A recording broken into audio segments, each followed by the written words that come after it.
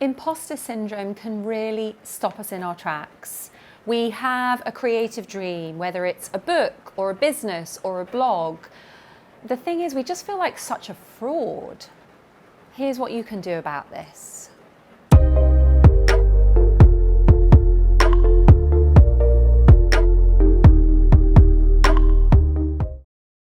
It can feel so uncomfortable, right, when we're in that state of mind of feeling like a fraud or feeling like an imposter. I remember when I started this channel and I used to have this feeling going through me that I was going to get found out in some way, even though I didn't really know in what way I was going to get found out. And the fact is, if I'd let that stop me, I wouldn't be here now, a couple of years on, still serving all of you writers and creatives out there, helping you guys build fulfilling and financially rewarding careers.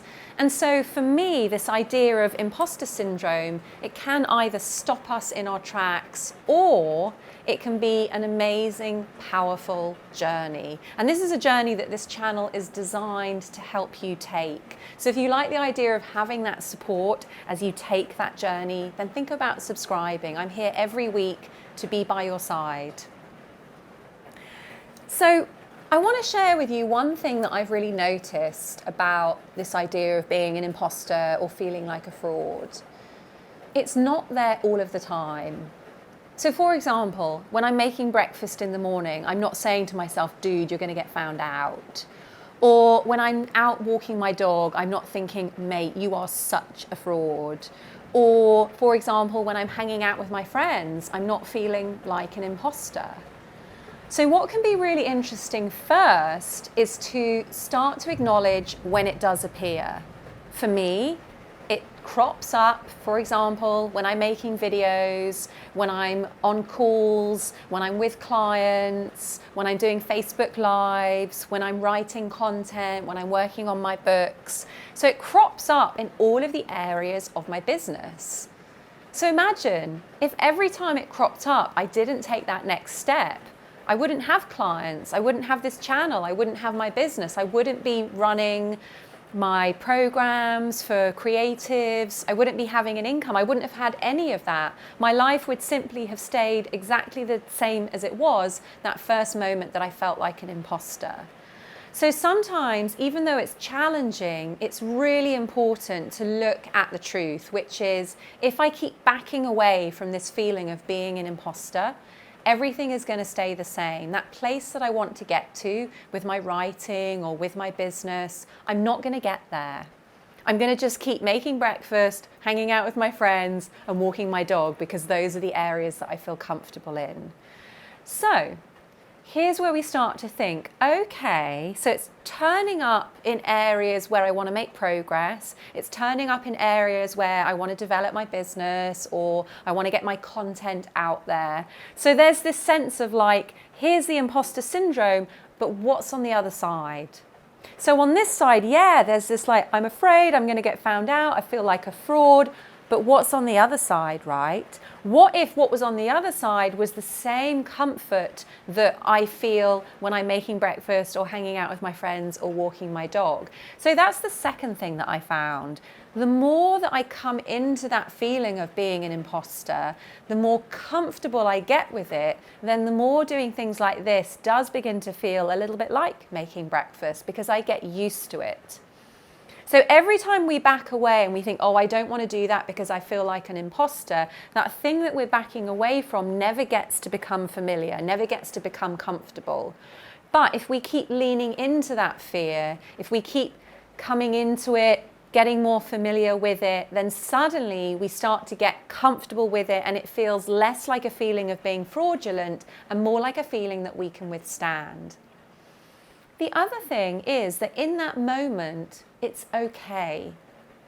Sometimes when I've had that feeling of you're going to get found out, I'd be really freaking out. I'd be really afraid of getting into trouble, say. But I've been there enough to know that actually I don't end up getting into trouble. I don't end up getting found out because I'm transparent enough that there isn't really anything to get found out for. So for example, when I'm in my Facebook community, I actually like to just read pages straight from my writing journal. And the reason I did that is because I wanted to get to a place where there was nothing that I was hiding. And I found that really, really useful. So again, if you're feeling that imposter syndrome, what is it that you want to be honest about? It might be that you're writing a blog post, but you feel like you're holding something back. Try putting it on the page. Try sharing it with your readers. Try inching towards that place of authenticity or honesty. Because ironically, when we expose ourselves or open ourselves up even more, we're less in that place of being vulnerable, of getting found out, because there's nothing to be found out. In the Facebook Lives that I've been doing when I'm reading my writing journal, there aren't things that people don't know about me and my writing journey now. So for me, that place of getting found out was, here I am, I'm a life coach for writers, but what if people find out that some days I have a really bad day with my writing? But as soon as I started to share that, nobody judged me for that. Nobody said, hey, you don't get to be a life coach if you're having a bad day. Actually, what people said was, actually, that seems to qualify you even more to be a life coach because you do have bad days and you know how to deal with them. So sometimes that imposter syndrome can be a little invitation to be even more honest. And what's lovely is that when you start to be even more honest, people really appreciate that. And so there isn't any getting found out because you've laid it all on the table. So the final thing is that when you experience that feeling of fraudulence, just be gentle for a moment, okay? Because it's usually a fearful or a vulnerable or an anxious place.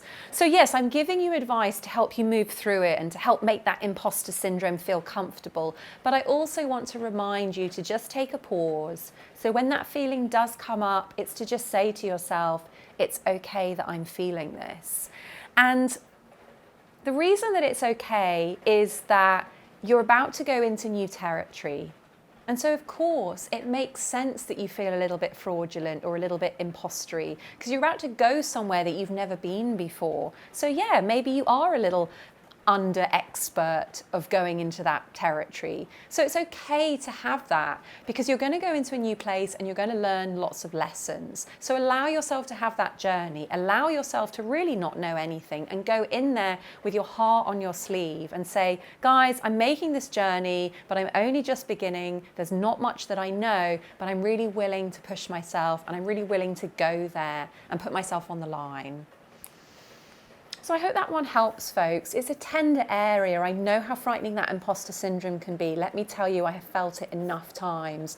But I know enough, having experienced it a lot, to know that on the other side, it does get easier. But you have to allow yourself that chance to go through it, be with it, to say that it's okay, and to then to start opening up to honesty or putting those words down on the page. Whatever it is, whatever your creative practice is, whatever idea or business concept you're trying to see through.